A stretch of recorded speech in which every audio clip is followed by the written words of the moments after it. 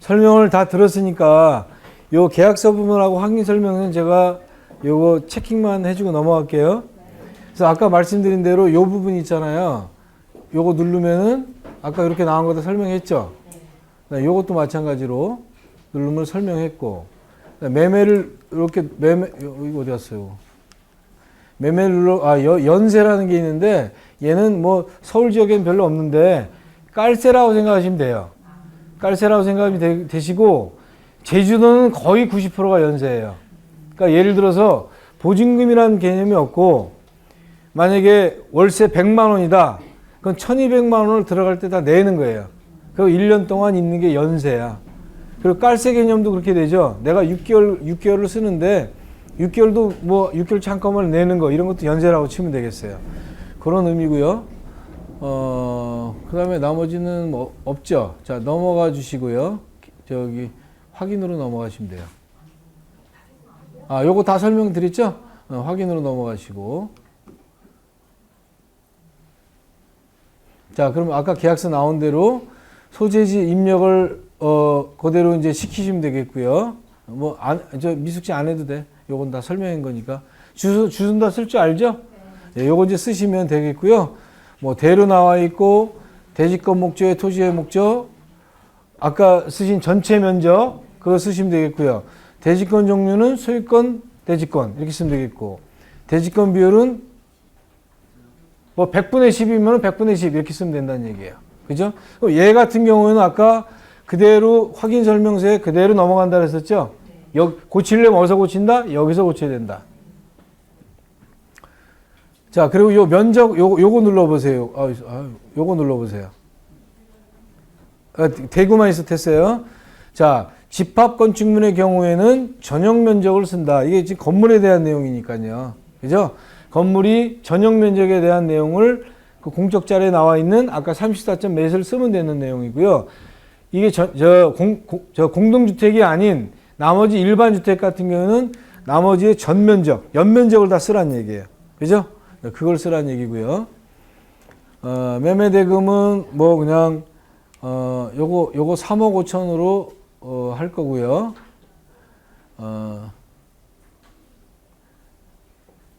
계약금 그럼 3,500 하면 되겠고요. 자, 그 다음에 요 잠금 날짜를 중도금은 없이 넘어가겠습니다. 잠금 날짜를 클릭해 보시면 이게 나와요. 잠금 날짜 27일로 하면 얘가 이렇게 나오죠. 주소를 써야 되겠다. 왜냐하면 실거래 신고를 하려면 주소를 써서 일단 서울시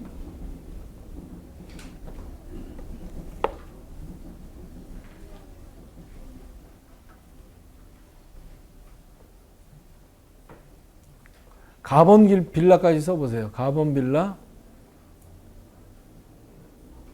402호인가?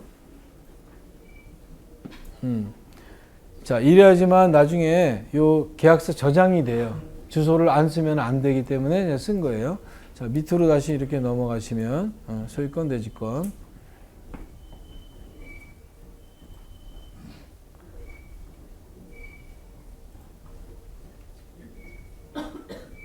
오케이.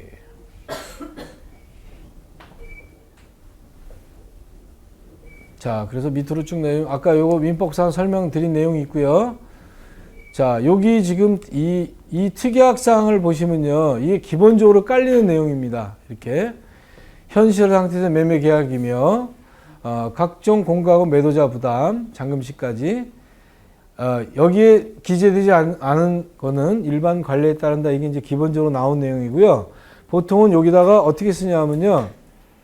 잔금 날짜가 당겨질 수도 있고, 나중에 뭔 일이 있으면 뭐 사람 사는 일이니까 늘려질 수도 있죠. 그러나 뒤로 가는 건 안 돼요. 왜냐하면 계약 날짜, 이사 날짜 뭐가 다 잡혀 있잖아요. 전부 다. 이거를 바꾸려면 톱니가 그냥 이게 부러져야 되겠죠. 그러니까 잔금 날짜는 앞당길 수는 있어도 협의하에 앞당길 수는 있어도 여유가 있으면 앞당길 수는 있잖아요. 내가 잔금을 미리 하겠다는데. 그죠? 대부분이 앞당길 수 있는 요지는 남겨둡니다. 근데 날짜가 딱 정해졌는데 이 뒤로 간다는 거는 이사 날짜 정해졌죠. 모든 게 다 대출 날짜 정해졌는데 이게 안 된다는 얘기예요. 그래서 그 내용은 잔금 일은 협의하에 앞당길 수 있다라는 이 내용을 집어넣으면 좋겠고요. 그 다음에 아까 여러분들 민법상 565조항 배운 거 있죠. 그죠? 그 내용을 써먹으면 만일 이행의 착수 후에 똑같이 그냥 쓰면 되겠어요. 이행의 착수, 여러분들 기억해놨다가 어떤 계약의 해제 사항이 발생 시에 해제를 할 경우에 매도인은 더블, 매수인은 포기하는 위약금을 계약금 상당의 위약금을 책정을 한다 이렇게 써놓으면 위약금 조항을 써놓은 것이기 때문에 나중에 이행의 착수 후에도 될 수가 있다는 얘기죠. 또 하나 매수인이 잔금일까지 아까 권리관계 변동이 있을 수가 있다 그랬었죠. 그때까지의 다른 권리가 근저당이나 이런 것이 만약에 마지막 날도 등기부등본을 떼어봐야 되니까 이상이 있을 시에는 계약을 해지할 수 있으며, 그죠? 그 다음에 위약금으로 계약금 상당의 2배를 지급을 한다. 이런 식으로 써놓어도 무방한다는 얘기죠. 그죠? 위약금 조항이 확실하게 있기 때문에 내가 증명을 안 해도 요 금액은 받을 수 있다는 얘기죠. 그죠? 자, 그런 내용을 갖다가 이 특약사항은 여러분들이 천당과 지옥을 왔다 갔다 하는 거예요.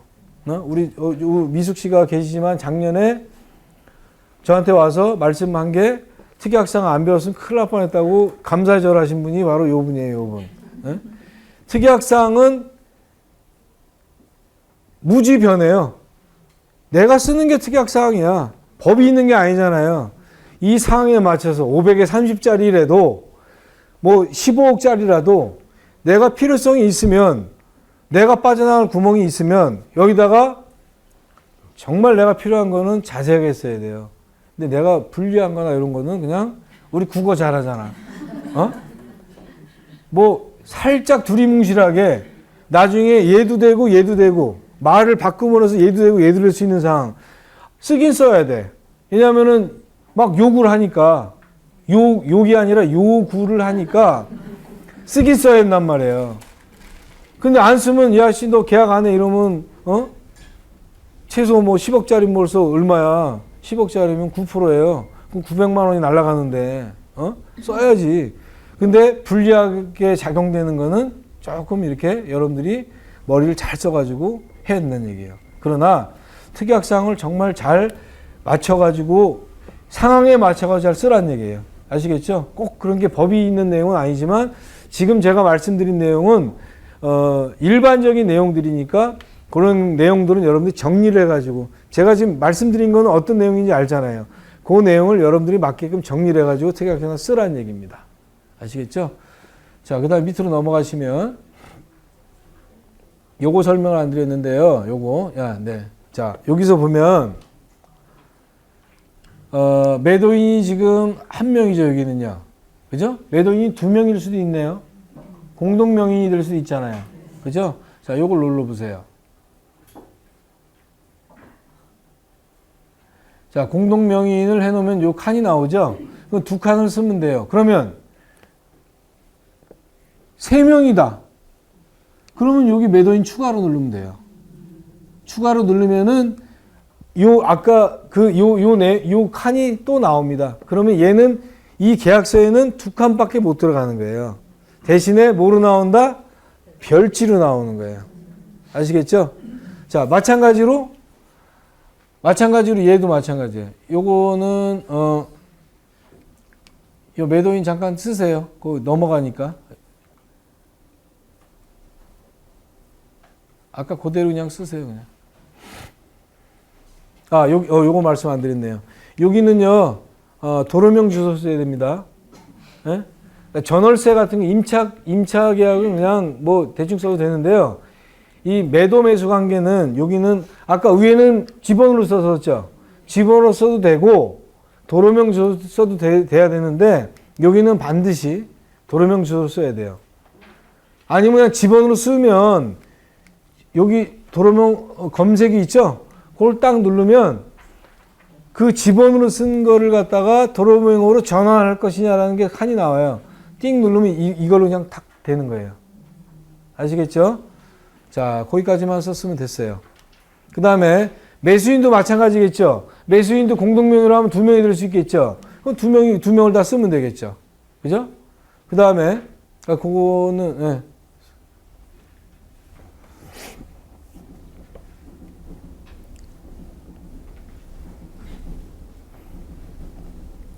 그거 쓰고 계세요, 미숙 씨.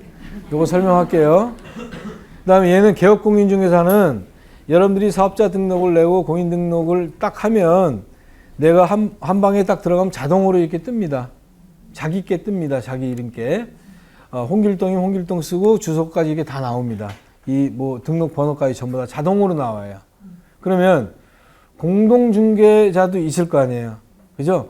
공동중개자가 이것도 마찬가지로 2명이면 여기 개업공인중개사 있잖아요. 요거 쓴 다음에 요거 설명을 해드릴게요. 자, 요거를 클릭을 한번 해보십시오. 얘를 공동중개다 누르면 요런 요 칸이 나와요. 그러면은 같은 정보망이어야지만 돼요. 에? 자, 그러면 요거 도봉구래 요걸 쌍문동으로 한번 눌러보세요. 예. 법정동 쌍문동으로 그냥 눌러보시고요. 상호를 삼성이 가장 많은 게 삼성을 한번 쳐보세요. 자, 그래서 검색을 눌러보시면 이렇게 나옵니다. 그러면 쌍문동에 도봉구 쌍문동에 삼성이라는 이름이 이만큼이 있어요. 그럼 내가 다 아는 애들이지만 일단 이 진서를 얘를 눌러보세요. 클릭. 오케이. 자동으로 나오죠? 그죠? 내가 일부러 갖고 오세요. 공제증서 갖고 오세요. 이거 보고 치는 게 아니라 이렇게 치면 되겠어요. 그러면 공동중개할 때도 2명이 될 수도 있고 3명이 될 수도 있네? 그럼 어떻게 어디로 가? 그렇지. 아까 그 위로 공동중개사무소 추가로 누르면은 눌러보세요. 한번.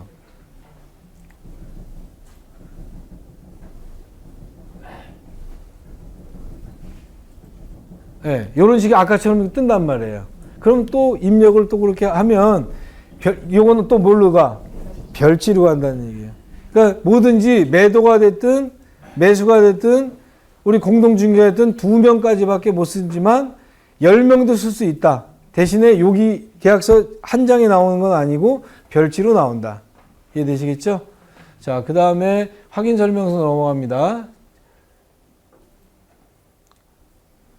아까 주거용 이 칸이 나온다 그랬었죠? 그러면 요거는 주거용이니까 주거용을 자동으로 돼 있으니까 확인을 눌러주시면 나오죠. 자, 그러나 이제 요거는 이제 나중에 지워주셔야 돼요. 얘는 지워야 돼요. 등기권리증 갖고 오는 사람 있어요, 혹시?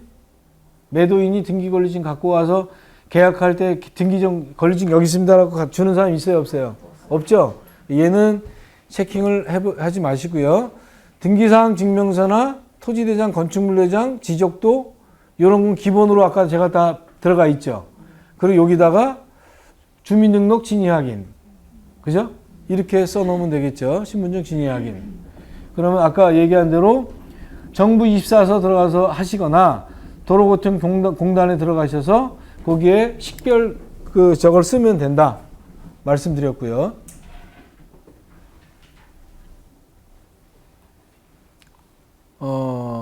자, 그러면 여기 아까 노란색으로 되어 있는 부분은 계약서에 쓴 내용이 자동으로 넘어온다 그랬죠? 그러니까 이거는 바꾸려면 거기 가서 바꿔야 된다는 얘기예요. 실제 이용 상태가 되니까 되죠. 공구상 지용이 되는데 여기다가 밭하면 안 되겠죠. 그럼 혼나요, 그러면. 그 다음에 건축물 대장 용도가 다세대 주택인데 실제 용도에다가 단독 주택 이렇게 쓰면 안 된다는 얘기예요. 다세대니까 뭐 주거라고 쓰든가 다세대라고 쓰든가 이런 식으로. 그죠? 만약에 내가 근린상가를 중개하는데 근린상가는 여기에 건축물 대장상 용도에 뭐라고 나와 있어요? 근린상가라고 나와 있겠죠. 근린으로 나와 있겠죠. 그럼 여기다가 근린으로 써도 되지만 근데 근린으로 돼 있는데 내가 실제로 주거라고 있어. 주거라니까 이상하지만 거주라고 하고 있어요. 거주. 그러면 여기다가 주거라고 쓰는 게 낫죠. 그죠? 왜냐하면 우리가 배운 대로 우리가 공부상으로 결정할 일이 아니라 실제 상태로 결정을 하죠. 그러면 얘를 갖다 근린으로 돼 있는데 여기다 근린으로 써놓으면 임대차 보호법의 보호를 못 받습니다. 그러나 근린이라 할지라도 실제 상태가 주거일 경우에는 여기를 주거로 써놓는다 하더라도 우리가 주택임대차보호법의 보호를 받을 수가 있는 거예요. 아시겠죠? 나머지는 다 설명한 내용대로 요것도 뭐 그대로고요. 요거 중요시 한다 그랬었어요. 잘 앞으로 공부 좀 더 하시고 그 다음에 요 위반 내용이 있으면은 그렇게 하시라는 얘기고요. 없으면 적법. 현재 걸린 게 없으면 적법이라 쓰되 이런 현재 상태 이런 게 위험함이라고 해놔야 나중에 공인중개사가 손배의 어떤 그런 책임을 지지 않는다. 이런 내용이고요. 소유권에 관한 내용이 아까 계약서에 써놓은 내용이 있죠. 여기 그대로 써 있죠. 그죠? 그대로 입력이 되는 겁니다. 얘는 입력이 안 돼 있죠. 아까 등기부등본상에 근저당 이렇게 나와 있죠. 자, 근저당을 써주세요.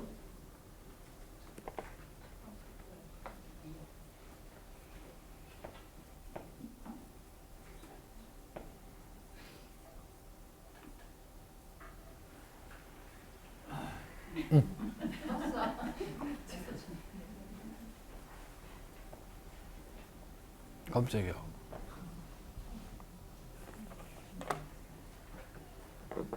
자, 그러면 이제 그거를 우리 은행 그리고 그 내용을 복사해서 건축물에도 같이 똑같이 쓰시면 되겠습니다.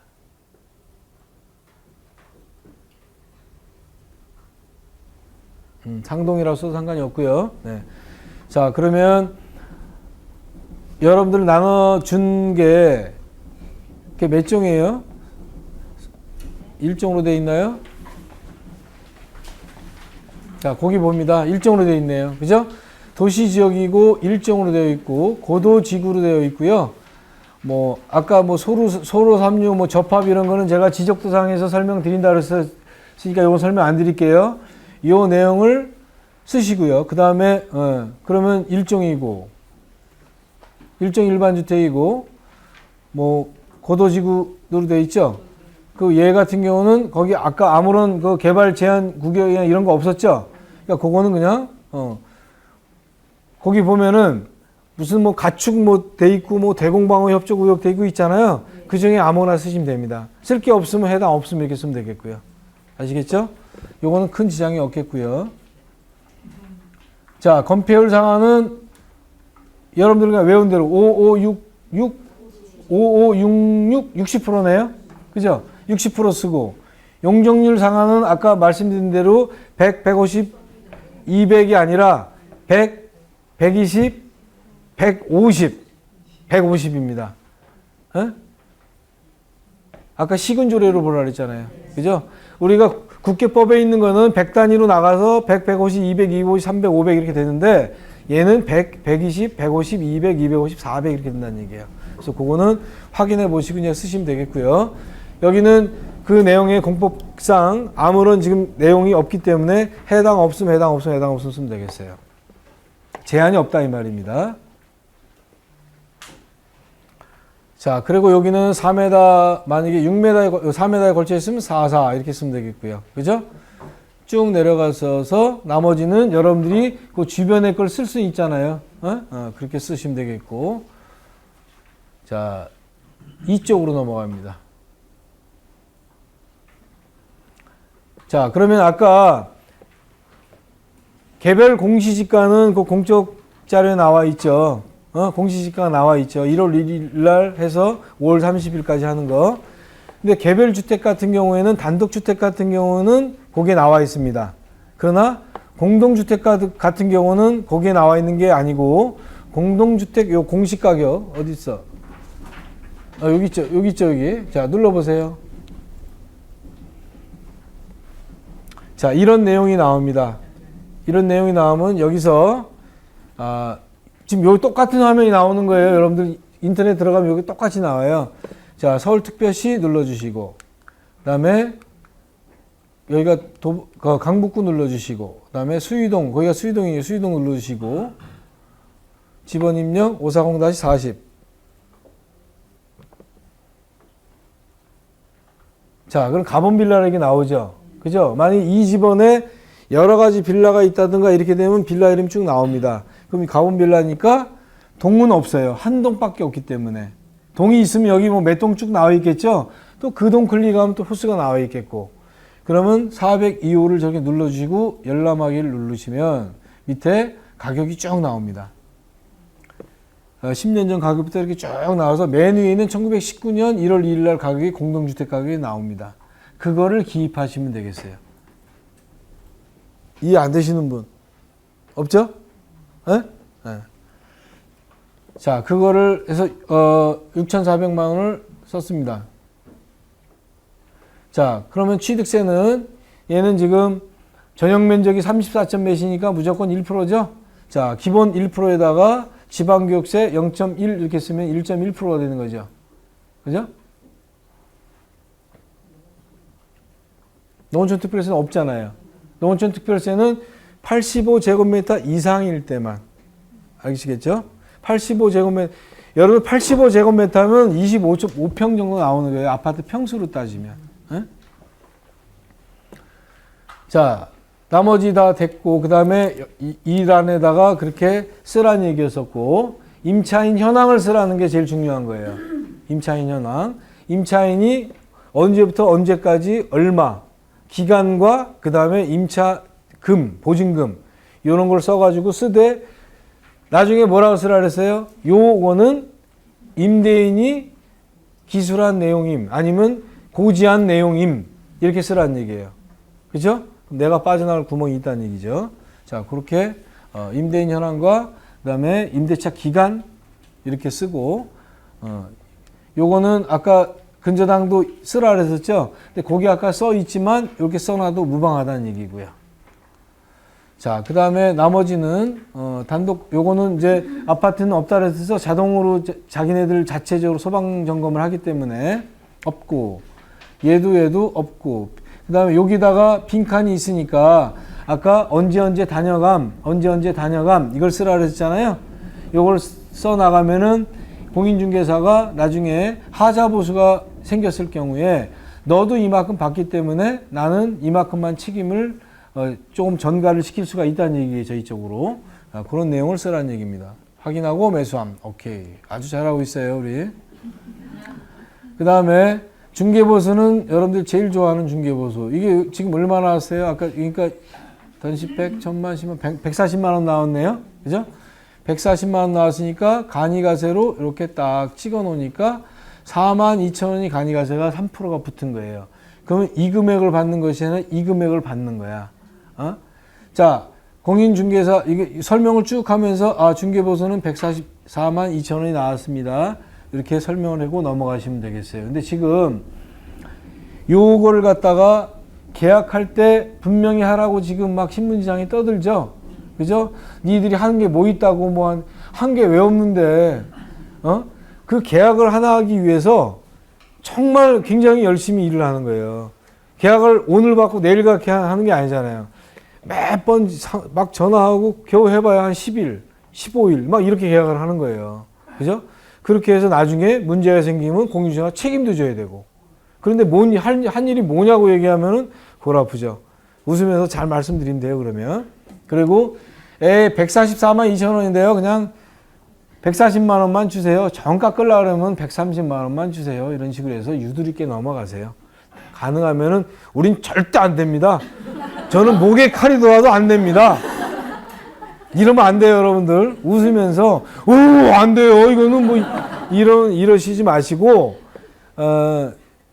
요즘 부동산 경기가 없어요. 그러니까 사모님 뭐 어려운지 알겠지만, 우리도 좀 그렇습니다. 그래서 자세하게, 참 짜증나는 얘기지만, 이렇게 잘 부드럽게 넘어가셔서, 가능하면 다 받아주시면, 열심히 일한 만큼 어떤 분은 여기다가 140만원 나왔으면 150, 160 줍니다. 그냥 집어넣어서. 그러니까 그런 사람들한테는 굉장히 흐뭇하죠. 좌우지간 싸우지 마세요. 이것 때문에. 그 다음에 얘는 아까 계약서상에 나와 있는 위로 잠깐만 더 올려보세요. 요거 만약 공동중개를 했다. 그럼 공동중개를 했다 그러면은 여기 공동중개사가 있죠. 이걸 체킹 안 하면 나는 이걸 받지만 공동중개사는 이걸 받지만 공동중개사는 요것만 받아야 돼요. 예? 그러니까 얘도 만약에 얘도 체킹을 해주면 되겠어요. 예? 얘도.